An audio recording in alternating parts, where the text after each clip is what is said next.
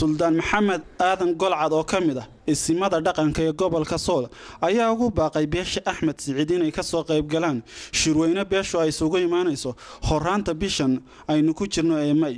shirweynaha oo ka dhici doona deegaanka Dhamasaar ee gobolka Sool ayuu suldaanku ugu baaqay qurba joogta iyo waliba dadka deegaanada kale ku sugan inay ilaaliyaan waqtiga oo suldaanku ku sheegay ugu dambeyn bisha 15keeda suldaanku oo arrimahaasi ka hadlayana waxa hadaladiisi kamid ahaa waxaan ugu baaqayaa beesha Axmed Siciid anigoo ah Suldaan Maxamed Aadan Golcad dibadda iyo gudahaba in laga soo qayb galo shirka ka bilaaban doona degmada Dhamasaar 10ka bisha shanaad hadii ilaahayd mo ilaa iyo bisha 15keeda ugu dambeyn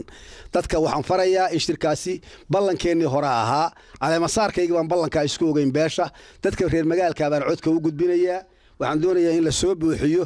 oo jawaabtaas aan codsiga dadka u gudbinayo la qaato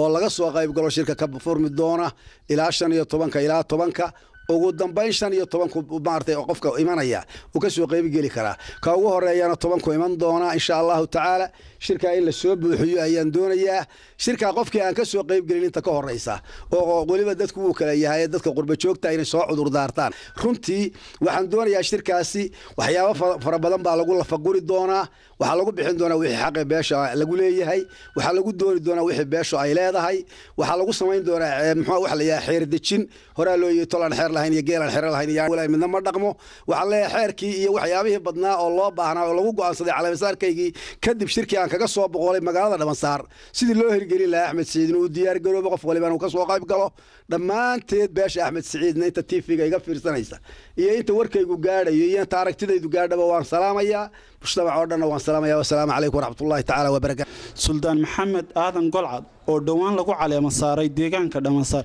ayaa xilligan bilaabay dardargelinta hawlaha beeshiisa oo shirweynahan looga hadli doono adkeynta arrimaha horumarinta iyo adkeynta xiriirka beesha dhexdeeda